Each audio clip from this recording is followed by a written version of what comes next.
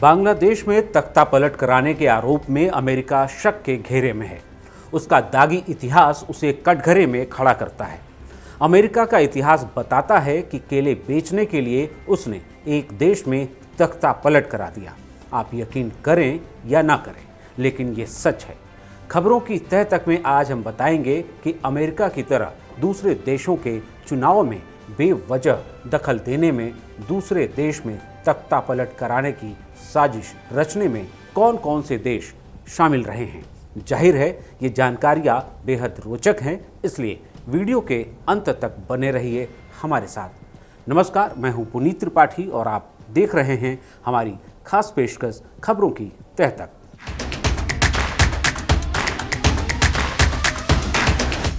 जब बात स्वार्थ की आती है तो चीन और अमेरिका का नाम दुनिया के नक्शे पर सबसे पहले नजर आता है।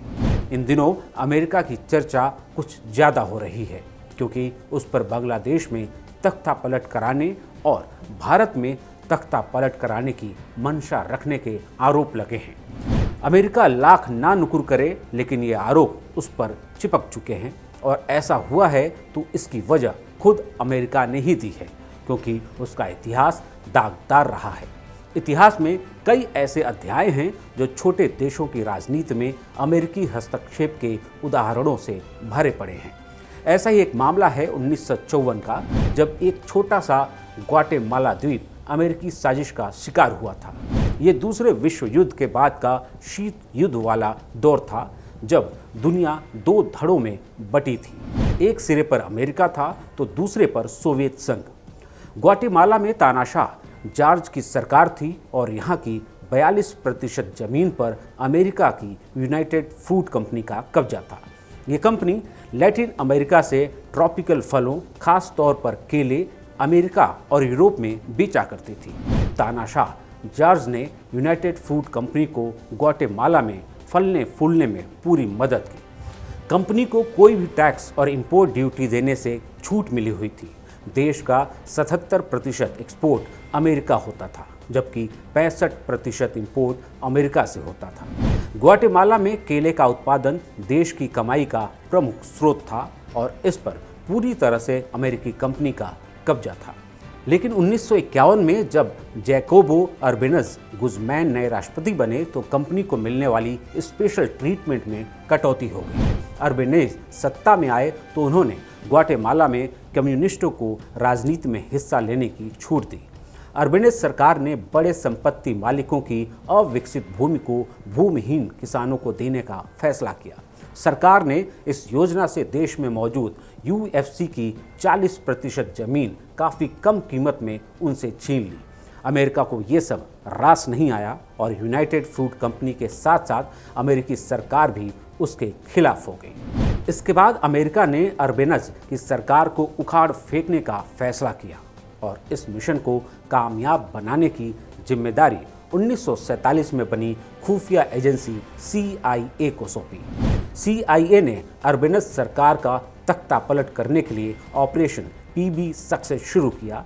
जैकोबो अर्बेनस को हटाने वाले ऑपरेशन को लीड करने के लिए CIA ने एक अर्बेनस विरोधी अफसर कर्नल कार्लोस कैस्टिलो को चुना। 17 जून 1954 को अमेरिकी सरकार और खुफिया एजेंसी की मदद से कैस्टिलो ने हमला कर दिया। हमलावर सेना की संख्या केवल 150 थी, लेकिन CIA ने अपने प्रोपेगेंडा से जनता को यकीन दिलाया कि एक बड़ी लड़ाई चल रही है। इस ऑपरेशन के लिए हथियार, राजनीतिक एक्शन और बाकी चीज़ों में $30 लाख का खर्च हुआ। 27 जून 1954 को जनता द्वारा चुने गए राष्ट्रपति जैकोबो अर्बेनस को अपनी पद से इस्तीफा देकर देश छोड़कर जाना पड़ा। CIA ने उनकी जगह एक सैन्य तानाशाह कर्नल कार्लोस कैस्टिलो अरमास को नियुक्त कर दिया। पूरे देश को केवल इसलिए अस्थिर किया गया ताकि अमेरिकी हितों को कोई नुकसान न हो। लोकतंत्र की दुहाई देने वाले अमेरिका ने तानाशाह सरकार की जगह चुनकर आई लोकतांत्रिक सरकार को हटाकर फिर से तानाशाह सरकार को स्थापित किया। दूसरे देशों के मामले में दखल देने का न तो ये पहला मामला था और न आखिरी। डो एच लेविन की 2020 में एक किताब आई, मेडलिंग इन द बैटल box, the causes and effect of partisan electoral intervention. ये किताब 1946 से लेकर 2000 तक यानी 54 साल तक की पूरी दुनिया में हुए चुनावों में विदेशी दखल पर हुए एक अध्ययन पर आधारित है। इसमें कहा गया है कि 54 साल के दौरान अमेरिका ने कई देशों में चुनाव के दौरान सबसे ज़्यादा दखल दिया है। इस किताब के मुताबिक अमेरिका ने 1955 और 1962 में ब्राज़ील में हुए चुनावों में दखल दिया। इसी तरह अमेरिका ने 1952 और 1980 में ईरान में, 1996 में इजराइल में और 1996 में ही रूस में हुए चुनाव में हस्तक्षेप किया। लेविन ने अपनी किताब में लिखा है कि इन 54 वर्षों के दौरान 938 चुनावों का परीक्षण किया गया। इनमें 81 चुनावों में अमेरिका जबकि 36 चुनावों में रूस ने दखल दिया। दोनों के आंकड़े अगर मिला दिया जाए तो अमेरिका और रूस ने 938 में से 117 चुनाव में हस्तक्षेप किया, यानी हर 9 चुनाव में से एक चुनाव में ये दोनों देश दखल देते रहे हैं। यह स्टडी 148 देशों में करीब 1 लाख लोगों पर की गई थी। दूसरे देशों के चुनाव में दखल देने के मामले में चीन भी पीछे नहीं। आपको याद होगा कि कनाडा ने भारत पर उनके 2019 और 2022 के चुनाव में दखल देने का आरोप लगाया था। इसकी जांच हुई तो पता चला कि ये काम भारत ने नहीं बल्कि चीन ने किया था।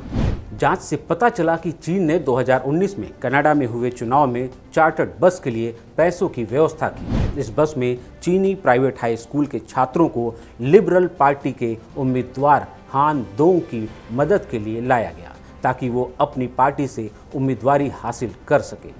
इन छात्रों का हान दोंग का समर्थन नहीं करने पर उनका स्टूडेंट वीज़ा मुश्किल में पड़ने की धमकी दी गई। यही नहीं, उन्होंने ये भी कहा कि ऐसा नहीं करने पर चीन में रहने वाले उनके परिजनों को इसका खामियाजा भुगतना पड़ सकता है।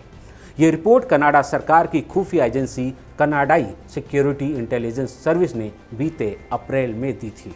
इस रिपोर्ट में ये खुलासा भी किया गया कि चीनी सरकार ने गुप्त रूप से और धोखा देकर 2019 और 2022 के चुनाव में दखल दिया था। ऑनलाइन और सोशल मीडिया में ये सबूत मिले कि चीन के कनाडाई नागरिकों को कंजर्वेटिव पार्टी के एरियन ओ टूले का समर्थन न करने के लिए कहा गया था। German political scientist alliance 90 the Greens party की सदस्य अन्ना लुहरमैन की 2019 में एक स्टडी आई। यह study varieties of democratic institute Sweden में प्रकाशित हुई। इसमें कहा गया कि 2019 में हर देश ने कहा कि मुख्य राजनीतिक मुद्दों को लेकर सबसे ज़्यादा झूठ बोले गए। सबसे ज़्यादा झूठ फैलाने में चीन सबसे आगे रहा।